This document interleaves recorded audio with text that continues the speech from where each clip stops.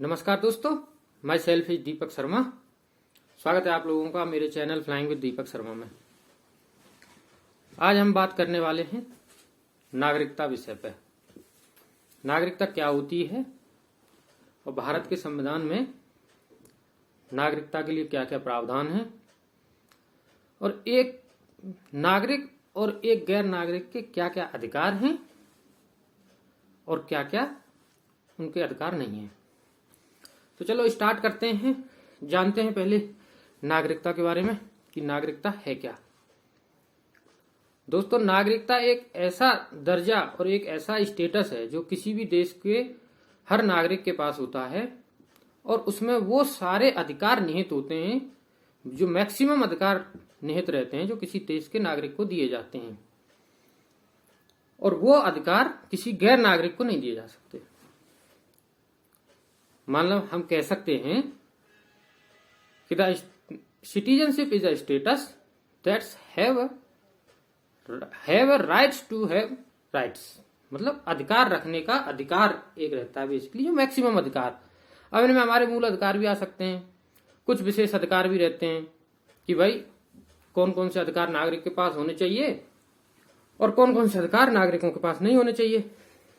अब मान लो कोई विदेशी नागरिक है और एक भारत का नागरिक है तो दोनों व्यक्ति, सामान्य तो दोनों व्यक्ति हैं, लेकिन अंतर इतना है कि एक भारत का नागरिक है, एक विदेश से नागरिक आया हुआ है। अब पहले तो ये जानेंगे कि चलो भाई इनके दोनों में अंतर क्या है, कौन कौन से अधिकार इनके पास हैं। सामान्यतः जो भारत का नागरिक रहता है उसके पास सारे अधिकार उस देश के होते हैं जिस देश का वो नागरिक है, और बहुत ही इंपॉर्टेंट उसमें रहता है कि उसके मूल अधिकार, जो उसका दायित्व है, जो उसका जन्म से उसे मिले हैं उस देश के नागरिक होने के नाते, वो उसके पास रहते हैं। भाई विदेशी नागरिक है, कोई गैर भारतीय नागरिक है, कुछ अधिकार तो उसके भी होंगे ना भाई, है तो इंसान भी वो। तो अब देखते हैं कि गैर जो भारतीय हैं उनके पास कौन कौन से अधिकार रहते हैं, चाहे वो भारत के नागरिक हैं या नहीं है। सबसे पहली बात, भारत का मूल अधिकारों में कौन कौन से अधिकार जो है विदेशी नागरिक के पास होते हैं और नहीं होते हैं। पहला, आर्टिकल 14, जो हमारे भारत का मूल अधिकार का पहला प्रथम अधिकार है भाई, सामान्यतः समानता का अधिकार। भाई उसे एक आम नागरिक की तरह ट्रीट किया जाएगा। ऐसा नहीं कि भाई वो भारत का नागरिक नहीं है तो उसे जो मर्जी जाओ ऐसा ट्रीटमेंट दे रहे हैं, नहीं, उसके पास भी समानता का अधिकार है, जो प्राय हर देश में मिल जाते हैं कि कोई भी देश का नागरिक हो उसको समानता का अधिकार दिया जाना चाहिए। दूसरा, आर्टिकल 21, जो कि बहुत ही महत्वपूर्ण आर्टिकल है हमारे भारत के संविधान में। किसी भी व्यक्ति को जीवन की दैहिक स्वतंत्रता का अधिकार है, मतलब उसको अपनी इच्छा अनुसार जीने का अधिकार है। ऐसा हमारा आर्टिकल 21 कहता है कि भाई कोई भी नागरिक हो, किसी भी देश का नागरिक हो, उसको उसके जीवन और व्यक्तिगत स्वाधीनता का अधिकार है। अच्छी बात है भाई, एक सभ्य देश में ये सब होना चाहिए कि हाँ भाई उसको भी कोई ना कोई अधिकार है, प्राय सब देशों में होता है। दूसरा एक अधिकार है आर्टिकल 25। आर्टिकल 25 क्या कहता है? वेल, धार्मिक स्वतंत्रता का अधिकार है। मानो कोई दूसरे धर्म का व्यक्ति है, भारत में आ गया, क्रिश्चियन व्यक्ति है, बोले साहब मैं तो चर्च में पूजा करूंगा, तो क्या उसे रोक दोगे कि भाई तुम भारत के नागरिक नहीं हो, तुम चर्च में पूजा नहीं कर सकते? नहीं, हमारा जो संविधान है वो कहता है कि कोई भी व्यक्ति हो, कैसा भी हो, उसे अपने धर्म के अनुसार रहने का और उसको धार्मिक पूजा करने का उसको पूरा अधिकार है। 3 अधिकार प्राय गैर विदेशी नागरिक को, और सबसे चौथा जो अधिकार है जो हर एक नागरिक को दिया जाता है, विदेशी नागरिक को, आर्टिकल 32। आर्टिकल 32 के तहत कोई भी विदेशी नागरिक, कोई भी गैर भारतीय नागरिक, अगर उसके इन 3 अनुच्छेदों का या 3 आर्टिकलों का हनन होता है, उसकी व्यक्तिगत स्वतंत्रता, समानता का अधिकार और धार्मिक स्वतंत्रता के तहत अगर उसका हनन होता है, तो वो आर्टिकल 32 के तहत सुप्रीम कोर्ट या हाई कोर्ट में रिट दायर कर सकता है, एक जनहित याचिका दायर कर सकता है कि साहब मेरे जो है इन अधिकारों का हनन हुआ है, ऐसे ऐसे मेरे इन मूल अधिकारों की रक्षा करना आपका दायित्व है। ये ऐसा हमारे संविधान में प्रावधान है कि भाई ये ऐसा होना चाहिए। क्योंकि अगर ये तीनों अधिकारों का कोई भी हनन करता है तो बंदा जाएगा कहाँ? कोई गैर विदेशी नागरिक क्या कहेगा कि साहब वो किसी को मतलब अगर किसी मूल अधिकारों का हनन हो गया तो वो क्या करेगा? भाई उसको भी कोई ना कोई ऐसा अधिकार होना चाहिए ना कि वो लड़ सके अपने मूल अधिकारों के लिए। तो ये प्राय 3 अधिकार जो है हमारे गैर भारतीय नागरिकों को दिए जाते हैं। बचा ये कि भाई अब कौन कौन से अधिकार मूल अधिकार हैं जो उनको नहीं दिए जा सकते। जैसे आगे एक आर्टिकल 15। आर्टिकल 15 में क्या है बेसिकली कि एक एजुकेशन जो रिजर्वेशन रहता है हमारे प्राय हर एक राज्य में, अलग अलग राज्यों में अलग अलग तरीके से लागू है। सेंट्रल गवर्नमेंट में भी राज्य कि भाई किसी इंस्टीट्यूशन में एजुकेशन में आरक्षण है, बोले हमने अपने दलितों या SC ST OBC के लिए आरक्षण दिया, प्राय माइनॉरिटीज को दिए जाते हैं। और कोई विदेशी आके कहने लगे भाई साहब मैं फलाने नेपाल से आया हूँ या भूटान से आया हूँ, मुझे जो है अपने इंस्टीट्यूशन में मिलना चाहिए अधिकार, मुझे भी रिजर्वेशन मिलना चाहिए। तो ये आर्टिकल 15 के तहत उनको ये अधिकार नहीं मिलेगा, क्योंकि हर एक देश जो है अपनी प्रजा और अपनी जनसंख्या के लिए ये करता है, अपने लोगों के लिए ऐसे अधिकार देता है। आर्टिकल 16 रिजर्वेशन जॉब्स में, जो हमारे संविधान में जो जॉब्स में रिजर्वेशन दिया जाता है वो आर्टिकल 16 के तहत दिया जाता है। कोई कहने लगे साहब मैं फलाने देश से आया हूं, मतलब मुझे जॉब्स में अधिकार चाहिए, तो प्राय ये अधिकार भी नहीं दिए जा सकते। आर्टिकल 19 वाक स्वतंत्रता का अधिकार, राइट टू फ्रीडम। अब राइट टू फ्रीडम में प्राय 3-4 सेक्शन आते हैं। कहीं भी विचरण करने का अधिकार, बोलने का अधिकार, म्यूटनी का अधिकार। तो ये सब ये भारतीय किसी विदेशी को नहीं दिए जा सकते, क्योंकि ये लिमिटेड अधिकार रहते हैं। मान लो कोई भी बाहर का व्यक्ति आ गया और बोले कि साहब हमें जो है वो करना है, यहाँ पे कोई भी म्यूटनी बनाने लग गया या किसी अलग तरीके से गलत स्पीच देने लगा, लोगों को भड़काऊ भाषण देने लग गया, तो वो ये सब अधिकार उसको नहीं है। उस पर प्राय वही दंडात्मक प्रक्रिया चालू होगी जो कि नॉर्मल लोगों के साथ ट्रीट किया जाता है। सबसे लास्ट का आता है आर्टिकल 29 और आर्टिकल 30, संस्कृति और शिक्षा संबंधी अधिकार। ये विदेशी नागरिकों को ये 4 जो मूल अधिकार हैं ये नहीं दिए जा सकते, नहीं दिए जाते हैं प्राय, क्योंकि दिए भी जाते हैं तो बहुत सारी लिमिटेशंस, और वो दिए नहीं जाते प्राय मैक्सिमम लिमिटेशनों के साथ में ये सब दिया जाता है। चलिए ये तो हो गया कि हमें क्या क्या विदेशी नागरिकों को अधिकार देते हैं और क्या हम विदेशी नागरिकों को अधिकार नहीं देते हैं, भारत में हमारे इनका क्या क्या प्रावधान है। अब हम जानते हैं भारत के नागरिकता के बारे में। ये तो प्राय बेसिकली सब लोग समझ ही गए होंगे। अगर नहीं समझे तो कमेंट बॉक्स में बताइएगा कौन सा सेक्शन समझ में नहीं आया, कोशिश करेंगे दोबारा से समझाने का प्रयास करेंगे। अब बात करते हैं भारत के संवैधानिक प्रावधान की कि क्या क्या कॉन्स्टिट्यूशनल प्रोविजंस हैं भारत की नागरिकता के संबंध में, जो कि भारत के संविधान में निहित हैं। जैसा कि आप लोग सब जानते हो कि भारत में संविधान में जो है 22 भाग हैं। टोटल मूल संविधान में 395 अनुच्छेद थे, जो प्राय अभी बढ़ के उनकी संख्या शायद 400 से ऊपर क्रॉस होगी, 495 से भी ऊपर हो गई है।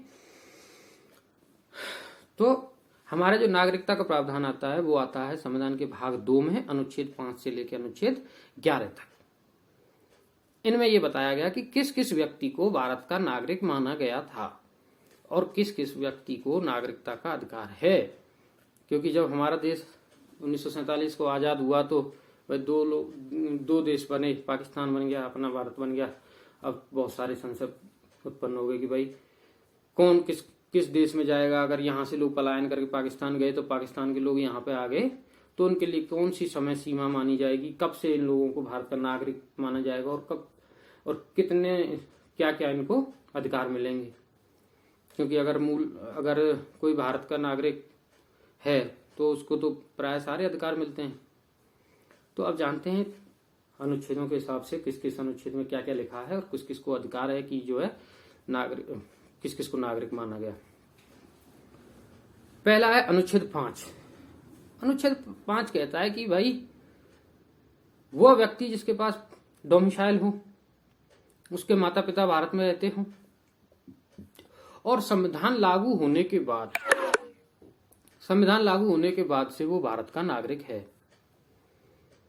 यानी संविधान लागू होने के 5 वर्ष के बाद अगर वो भारत में रह रहा है या लंबे समय से भारत में रहता आया है, लेकिन जो एक नॉर्मल सीमा बनाई गई कि भारत वो संविधान लागू के 5 वर्ष बाद तक वो ऐसे व्यक्तियों को भारत का नागरिक माना जाएगा। पहली बात अनुच्छेद 5 ये बोलता है भारत का डोमिसाइल होना चाहिए। दूसरा ये कहता है कि अब बात करते हैं अनुच्छेद 6।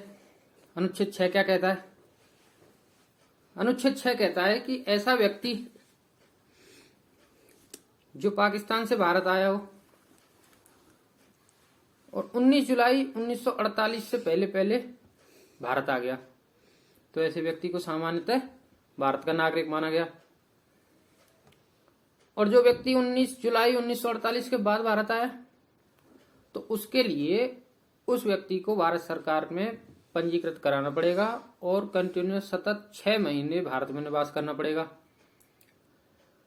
तब जाके वो भारत का नागरिक माना जाएगा। ऐसा प्रावधान अनुच्छेद 6 में है कि जो व्यक्ति 19 जुलाई 1948 से पहले भारत में आ गया हो या उसके बाद आया हो, बाद वाले को पंजीकरण कराना पड़ेगा और 6 महीने तक भारत में रहना पड़ेगा।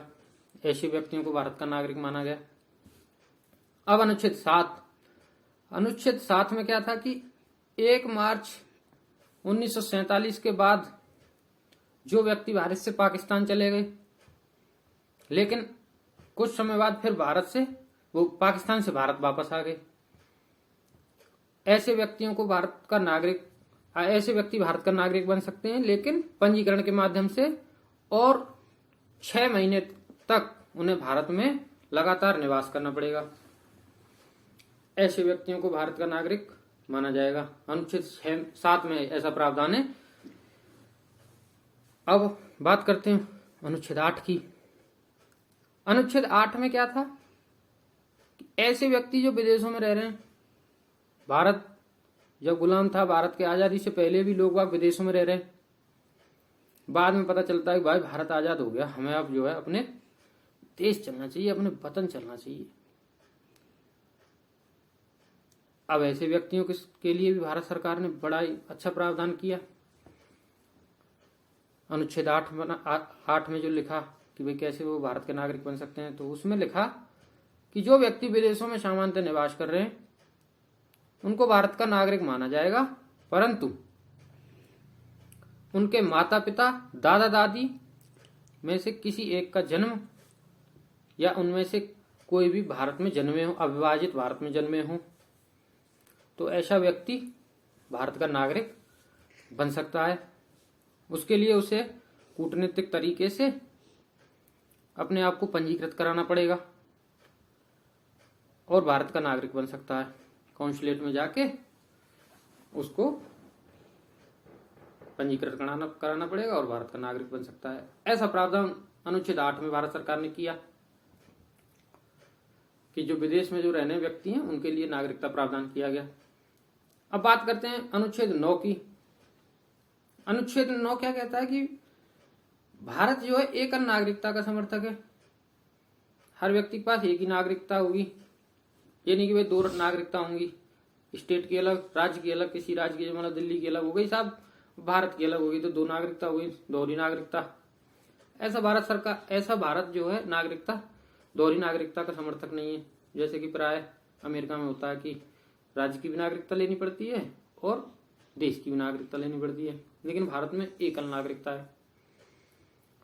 अनुच्छेद 9 में लिखा गया कि जो भारत का नागरिक अगर किसी दूसरे देश की नागरिकता ग्रहण करता है या दूसरे देश की नागरिकता ले लेता है, तो उसी क्षण उसकी भारतीय नागरिकता से उसे वंचित किया जाएगा या उसी क्षण वंचित हो जाएगा जिस क्षण वो दूसरे देश की नागरिकता लेगा।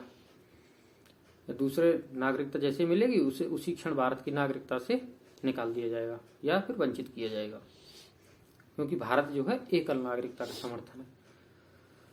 अब आगे चलते हैं। अनुच्छेद 10।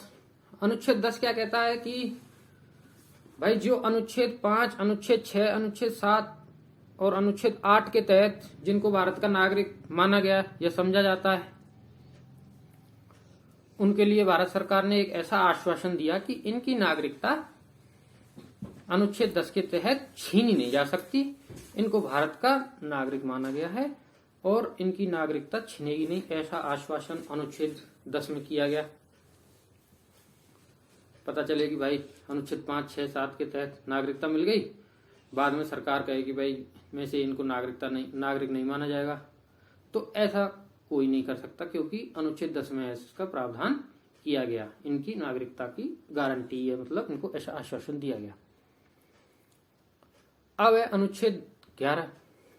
अनुच्छेद 11 क्या कहता है कि जो नागरिकता का जो विषय है वो सिर्फ संघ सूची में होगा और इस पर जो भी कानून या इस पर जो भी विधान बनेगा नागरिकता के अर्जन या उसकी समाप्ति को लेकर, कोई भी कानून भारत सरकार बनाएगी तो अनुच्छेद 11 के तहत बनाएगी और इसका पूर्णतः अधिकार जो संसद के पास है।